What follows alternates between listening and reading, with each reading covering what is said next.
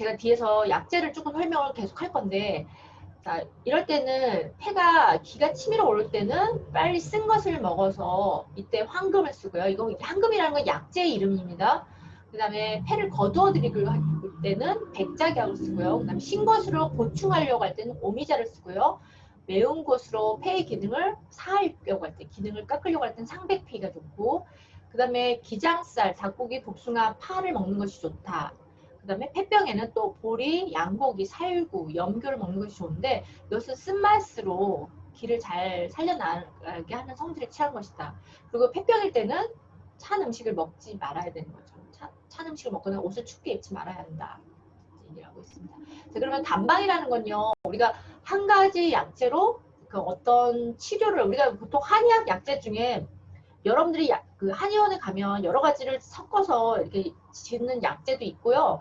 우리 동의보감에 보면 단방이라고 그러죠. 한 가지 약재로 폐 질환을 치료하는 약재들을 설명을 하고 있어요. 그래서 제가 그 약재를 쭉 몇 가지, 15가지를 조금 설명을 드릴게요.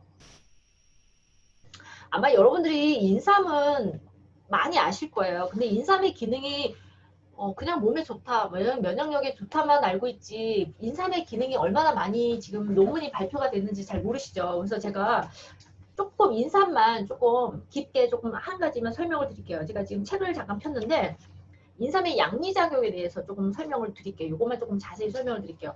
우리가 뭐 양기를 보충한다. 그 다음에 아까 제가 보기자라고 그랬잖아요. 기를 보충하는 것 중에 가장 대표적인 게 인삼인데요.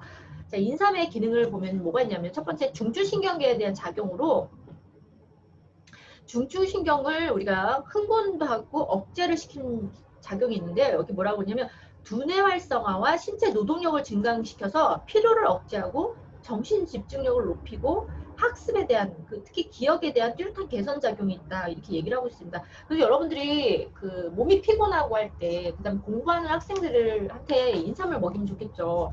그 성분 진세노사이드라는 성분 때문에 그러고요. 두 번째, 면역 증강 작용이 있다.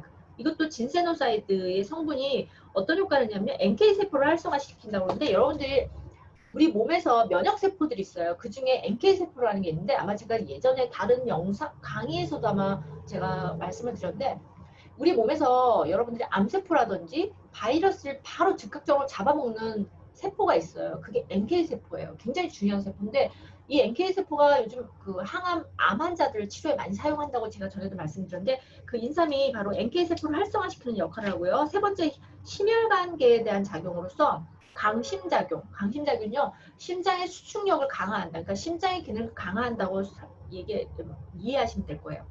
그 다음에 혈관과 혈압에 미치는 작용은요, 혈관을 확장시켜가지고 혈압을 떨어뜨리는 역할을 또 하고요.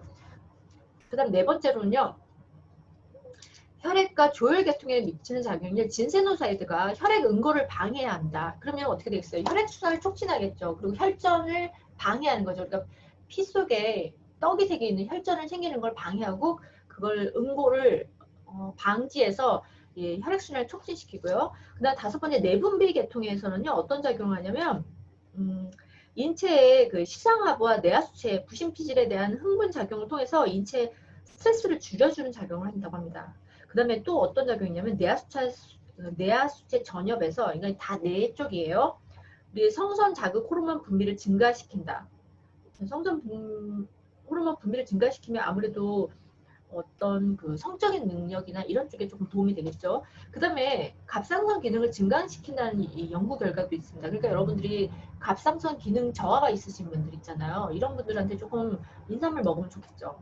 그 다음에 여섯 번째는요, 당 대사인데 혈당 강화 작용이 있습니다. 그러니까 여러분들이 당뇨 질환이 있으신 분들은 좀 좋겠죠.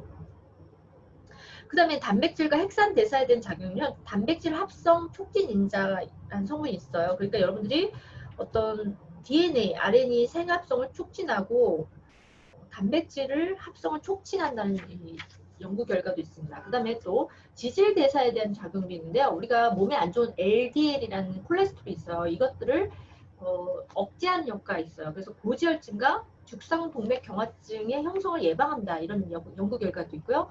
그 다음 항스트레스와 항피로 작용, 이런 작용도 있고요. 그 다음 항쇼크 작용. 항쇼크 작용은요, 그러니까 우리가 감염력으로부터 우리를 좀 몸을 보호해주는 역할도 있고요. 그 다음에 항노화 작용이 있습니다. 항노화 작용.